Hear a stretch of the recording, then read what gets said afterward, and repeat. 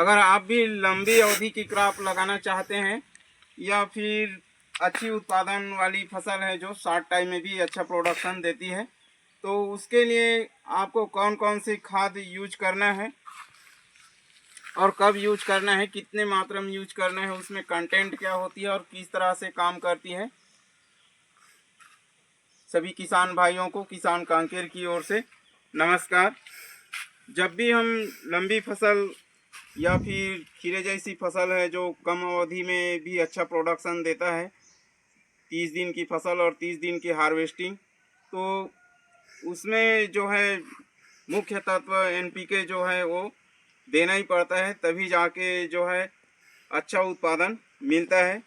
तो उसके लिए कौन सा खाद दें जो पौधे को आसानी से मिल जाए और अपना जो प्रोडक्शन है वो हाई लेवल तक पहुँचे, इसके लिए आपको इस वीडियो में डिटेल से जानकारी दूंगा। मात्रा क्या होनी चाहिए, किस तरह से डालना है और कंटेंट क्या होती है, कौन से फार्म में होती है। तो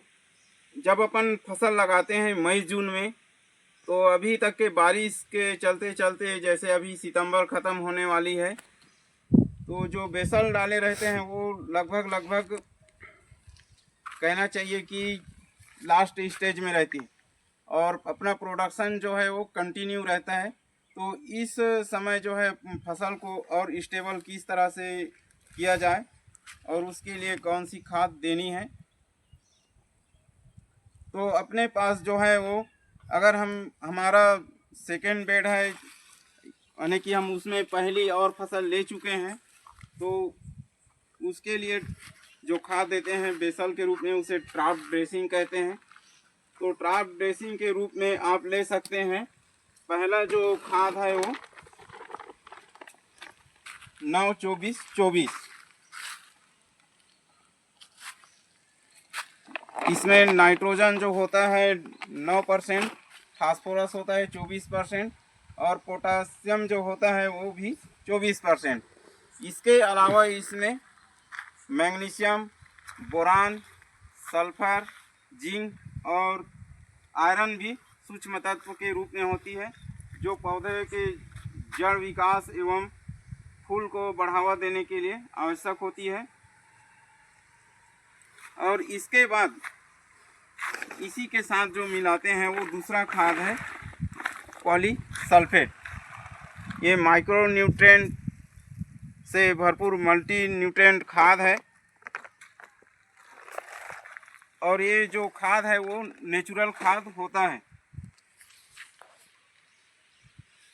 इसमें जो खाद है सल्फर के अलावा बाकी खाद ऑक्साइड फॉर्म में होती है, जो कि पौधे को आसानी से प्राप्त हो जाती है। और इस तरह से जब हम दोनों खाद को अच्छी तरह से मिक्स करके जब बेसल के रूप में डालते हैं, तो फसल की जो रौनकता है वो फिर से नए जैसे लहलाने लगती है और जो प्रोडक्शन आना चाहिए हाईएस्ट प्रोडक्शन वो अपने को मिलती है। और इस जो पॉलीसल्फेट जो खाद है वो नेचुरल खाद है, इसका जो पीएच है वो न्यूट्रल होता है और इसका जो काम करने का एक्शन होता है जो खाद का वो स्लो रिलीज होता है, यानी कि धीरे धीरे धीरे पौधे को लंबी अवधि तक के मिलता रहता है। जब भी इस तरह से दोनों खाद 9-24-24 और पॉलीसल्फेट को मिलाकर बेसल के रूप में देते हैं, तो फसल जो है वो बहुत ही अपने यंग स्टेज जैसे फिर से वापस आता है और जो प्रोडक्शन है वो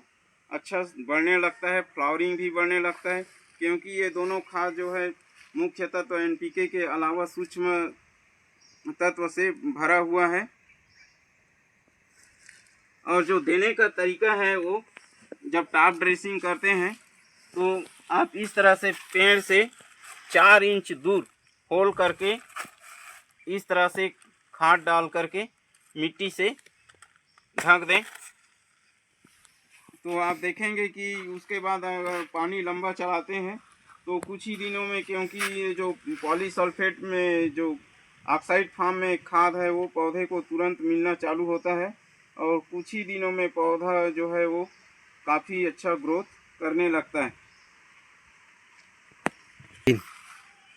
ये जो पॉलीसल्फेट खाद है उसमें पोटेशियम ऑक्साइड फॉर्म में है, सल्फर सल्फेट फॉर्म में, और उसके बाद जो है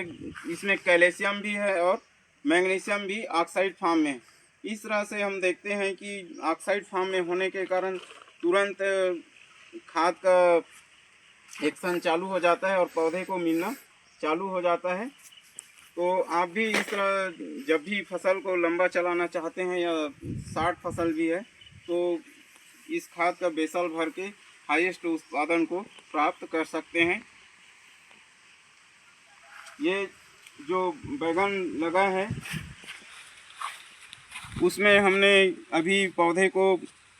जैसे टीपी की इसका 12 दिन का हो गया, उसके बाद स्ट्रेस के लिए छोड़ दिए हैं, यानी कि इसका पानी अभी हमने बंद कर दिया है और बेसल के रूप में खाद भर दिया है। तो अभी जैसे ही इसका पानी बंद है तो जो बेसल भरते हैं वो पौधे को आसानी से मिलते रहेगा और जो ग्रोथ है और जड़ का विकास है और पौधे का वेजिटेटिव ग्रोथ जो है वो अच्छी तरह से